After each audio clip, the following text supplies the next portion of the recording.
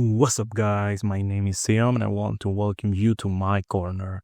This is my first video ever, and I'm not sure if anyone will ever see this, but if you do, thank you so much. For now, I will mainly be talking about wrestling on this channel, especially WWE, since it's the company I follow up most closely. I will also try to keep up with other major American promotions like AEW and TNA, so I may make some content about them too. Here you will find tops, match recommendations, reviews of modern matches, classic ones, maybe full events reviews, my opinion on what's currently happening in the industry. Basically, I will talk about anything that passes through my head. And well, I think that will be all for my presentation, so let's go with today's topic. The Royal Rumble match, the official beginning of the road to WrestleMania. A battle where 30 men and women clash until only one remains standing. The winner earns a golden ticket to, typically, main event one night of the greatest stage of them all. Over the years, this match has created countless stars, giving them that final push to reach the pinnacle of their careers. But this time, we're flipping the script. We're diving into the other side of the story. Those winners who, for some reason, just weren't the right choice to win this iconic match. So, without further ado, let's get started. Let's begin with the most harmless one.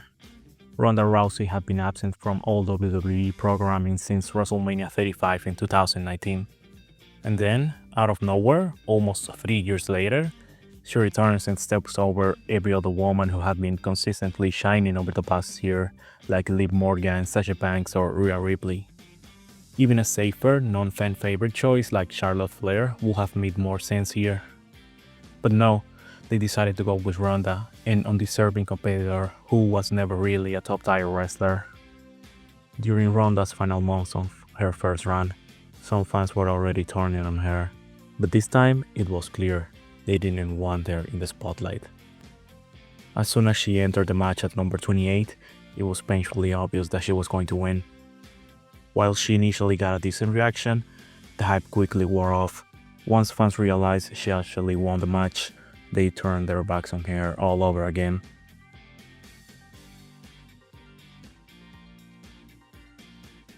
Now, let's move on to the franchise, the face of the company for over 10 years and the 16-time world champion.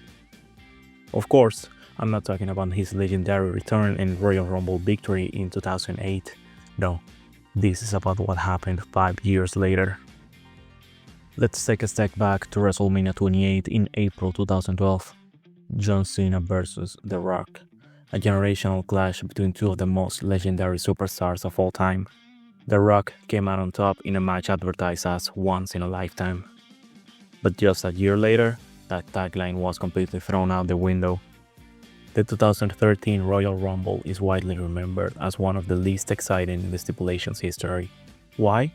Because there were virtually no viable contenders to win, making Cena's victory painfully predictable the moment he announced his entry. The lack of build-up for any other possible winner left the match feeling stale. After a lackluster battle, Cena eliminated Ryback and secured his spot at WrestleMania to have that once-in-a-lifetime rematch. We move to another two-time Royal Rumble winner, Batista. The Animal returned to WWE in January 2014 as a babyface. But his comeback didn't quite resonate with the audience.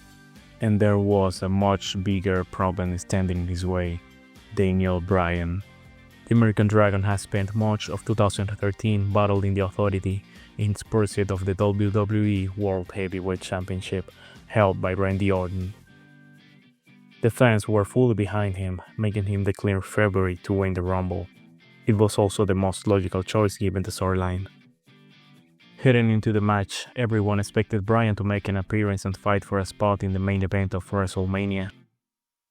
But when the entrant number 30 turned out to be Rey Mysterio and not Bryan, the crowd erupted in boos, realizing their pick wasn't even in the match.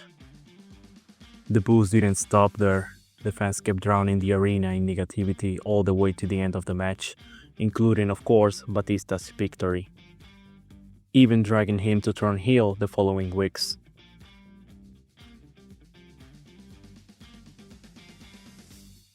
third consecutive Rumble on this list.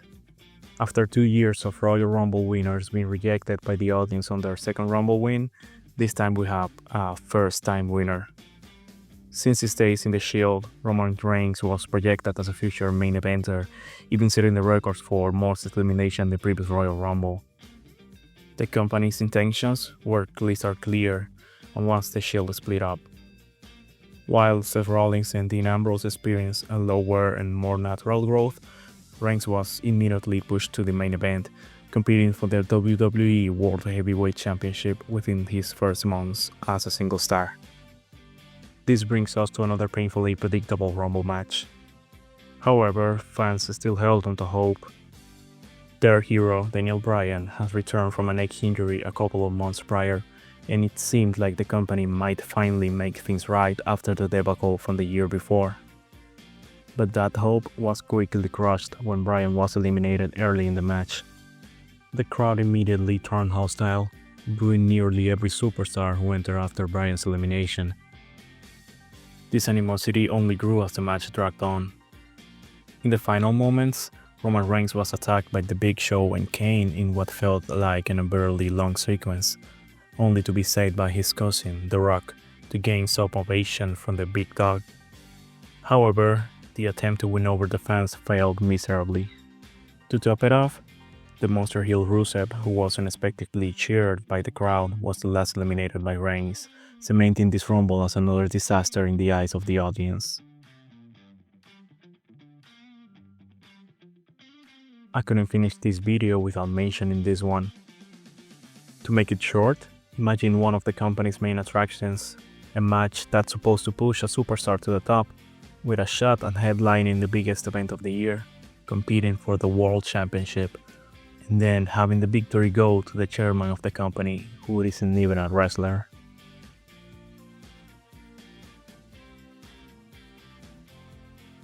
Now we return to the 2022 edition of the Royal Rumble match, which, unsurprisingly, was part of one of the most questionable roads to WrestleMania in recent memory.